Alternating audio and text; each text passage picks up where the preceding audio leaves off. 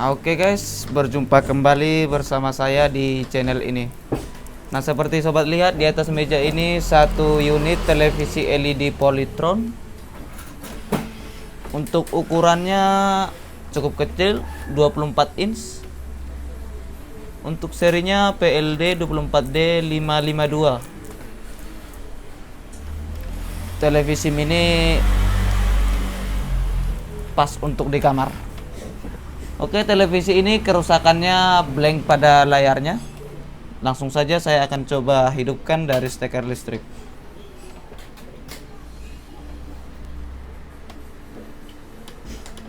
Mana power on-nya? Oh, rupanya di sini indikatornya. Jadi di sini hanya ada tombol switch on off. Oke, posisinya standby. Saya hidupkan dulu.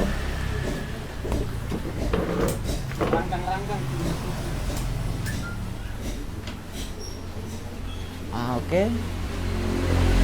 Logo Polytron sudah muncul. Hanya muncul di logo Polytron dan perlahan-lahan hilang. Nah, seperti sobat lihat ini.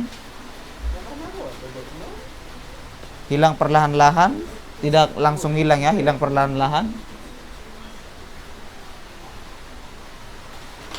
Dia hanya tampilannya gelap saja, backlightnya tetap menyala dengan normal ini. Nah, hilang sampai hitam sama sekali ya. Sudah, logonya sudah hilang. Coba saya standby kan kembali. Nah, dia standby.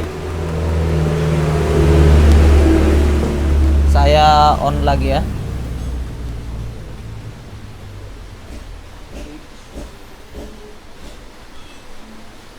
Agak susah di power on. Oke, sudah on. Seperti sobat lihat di video-video tutorial perbaikan TV LED LCD di channel saya ini, yang bermerek Polytron ini jarang saya upload, bahkan sama sekali belum ada. Karena di tempat kita ini untuk pengguna televisi Polytron ini kurang, atau bagaimana saya pun kurang tahu. Yang penting yang dibawa servis itu kalau bermerek Polytron ini jarang. Yang saya upload itu bahkan sama sekali tidak ada yang bermerek Polytron. Nah, ini dia datang satu unit Polytron, kerusakannya pas pada layar atau motherboard, kita pun kurang tahu karena belum pengecekan. Jadi untuk TV Polytron ini saya akan pelajari dulu untuk cara kerjanya di mana, dan di panel jika panel yang rusak atau Taikonnya. Oke, langsung saja akan saya lanjut untuk buka bodi belakang televisi ini. Di sini ada bautnya keliling. Oke, di sini setelah saya buka bodi belakang televisinya, mesinnya di sini ada power supply-nya kecil aja, dan ini motherboard, ini semacam crossover untuk speaker dia. Kebetulan mesinnya menempel pada bodi belakangnya ya, bukan pada bodi bingkai atau panelnya. Biasanya seperti di Samsung, LG, mesinnya ini menempel pas di bawah, di belakang layar atau backlight. Jadi model seperti ini agak susah kita untuk melakukan pengecekan karena komponennya pun berada di bawah untuk motherboard. Nah, sekarang kita akan coba melakukan pengecekan tegangan di bagian pertama untuk VCC Ticon ya. Untuk VCC Ticon dan di Ticon-Ticonnya. Kalau VCC-nya normal, kita lanjut melakukan pengecekan tegangan di Ticon.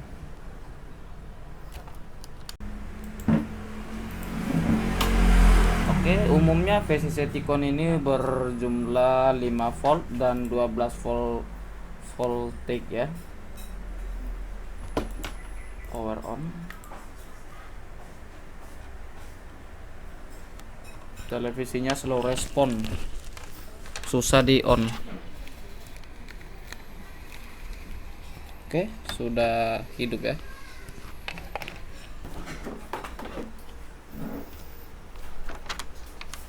Oke, di sini untuk VCC T-Con-nya, di sini sudah ada labelnya juga, yaitu 12 volt.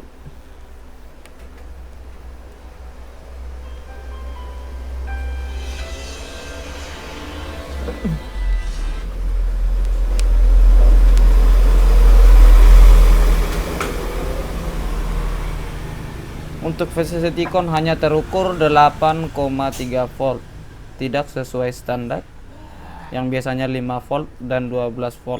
Di sini sudah ada petunjuk bahwasanya untuk input T-Con ini 12 volt supaya T-Con-nya bekerja dengan sempurna.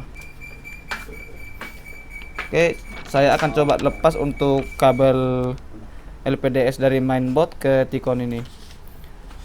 Ini bisa drop biasanya karena ada yang short di jalur T-Con atau di motherboard, tidak sanggup lagi, ada komponennya yang sudah lemah atau tidak sesuai originalnya atau kapasitas sudah turun.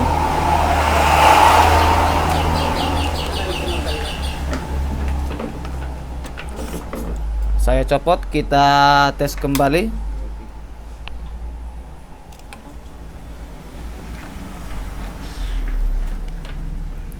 Lama untuk power on nya ini karena tombolnya pun katanya kadang rusak juga.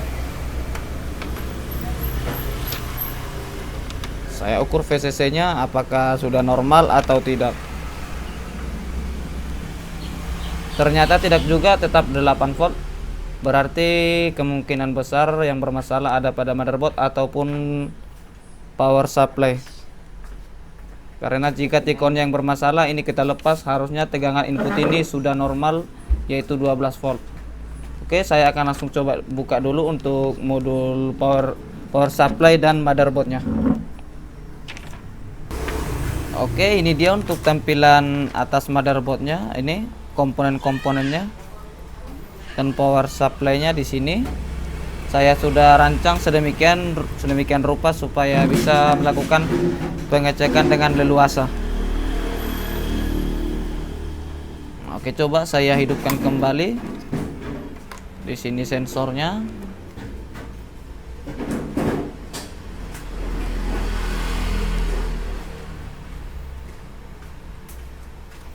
Oke, sudah power on ya. Di sini VCC untuk T-Con tadi masih tetap 8,4 volt. Karena ini tegangan 12 voltnya ini berasal dari power supply, hanya lewat switching di motherboard ini. Kita ukur juga untuk 12 volt yang dari power supply nih, apakah ikut drop. Ternyata ikut drop juga di bagian power supply. Nah, ini dia. Sekarang pengecekannya sudah mulai detail. Coba kita lepas power supply ke motherboard.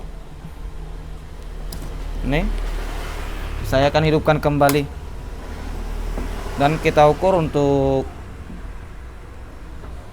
output power supply. Scrollnya beda.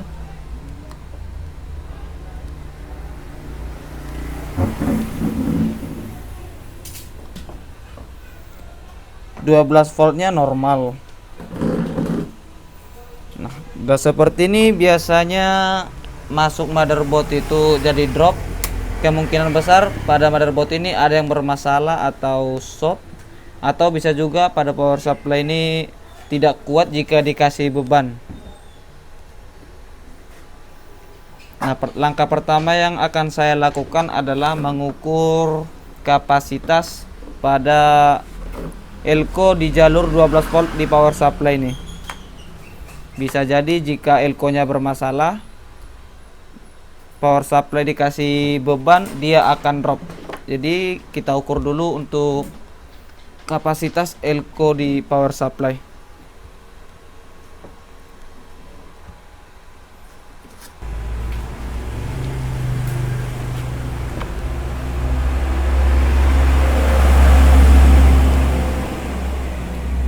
Ini inverternya sengaja tidak saya buka karena sudah terlalu riskan. fleksibelnya udah tua. Nah, di sini ada elko-nya untuk 12 volt. Ini dia. Jadi saya akan coba buka. Sebelum membuka, pastikan dulu tegangan di primer sudah terbuang ya. Jika tidak, Anda bisa kena setrum.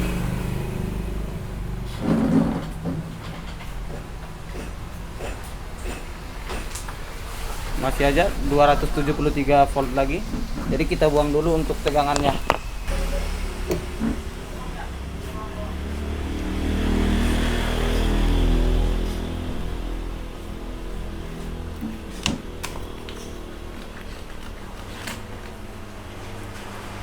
Oke, sudah hilang.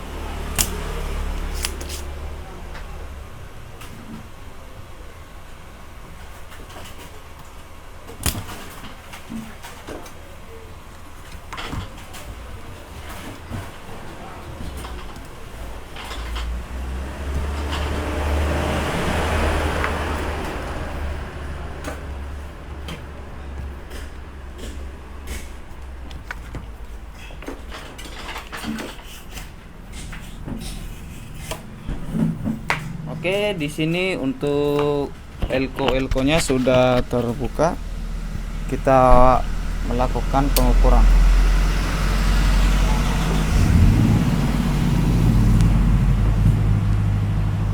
Nah, di sini elkonya berukuran berapa ini ya?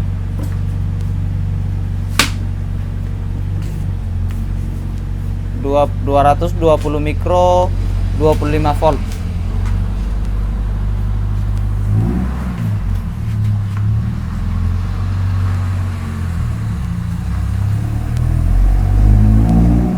Sudah berkurang 3 mikro sepertinya ya.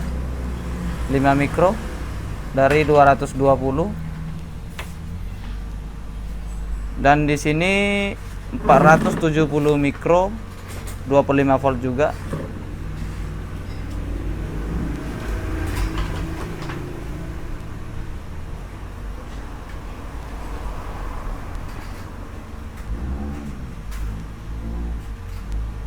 Tinggal 300 mikro ya, tinggal 300 mikro dari 470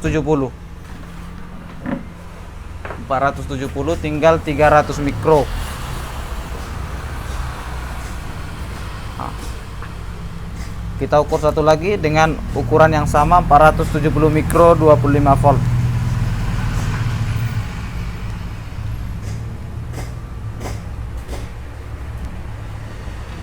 Tinggal 300 mikro juga. Oke, ini sudah fix rusak. Ini pun yang pertama tadi akan saya ganti juga. Saya akan melakukan pergantian pada elko-nya ini.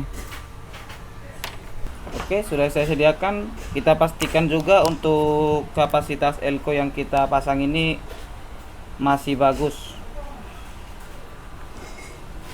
Ini yang 470 mikro, 25 volt.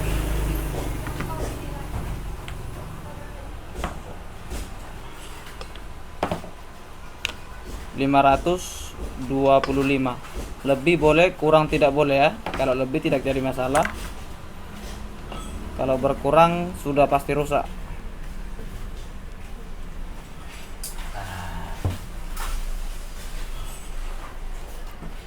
Oke, 525. Dan ini yang 220.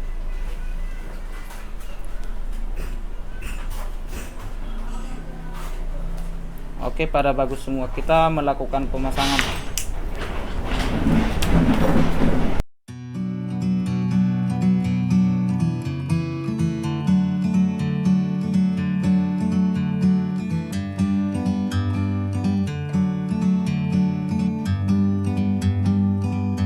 Like a bird on a tree, I'm just sitting here. I got time, it's clear to see. From up here, the world seems small. We can sit together. It's so beautiful, you and me. We meant to be in the great outdoors, forever free.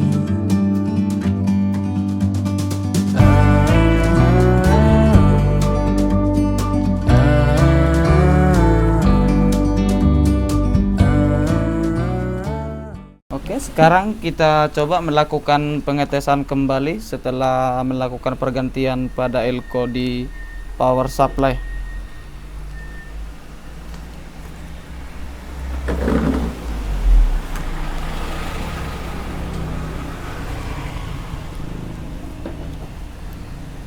Oke, saya on kan dari stekernya.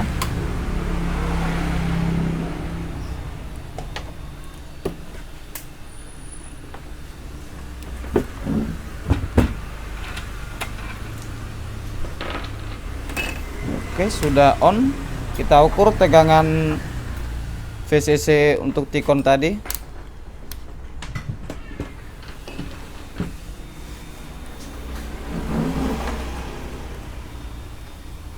Ups, dia sudah berubah jadi 12 volt.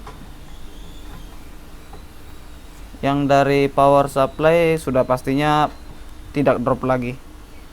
Ternyata penyebabnya hanya pada elko ini yang berkurang kapasitasnya. Tetapi dari identifikasi di luar tadi seperti rusak layar. Saya coba rakit dulu, atau kita lihat dari bawah layar. Sepertinya sudah ada gambar ini.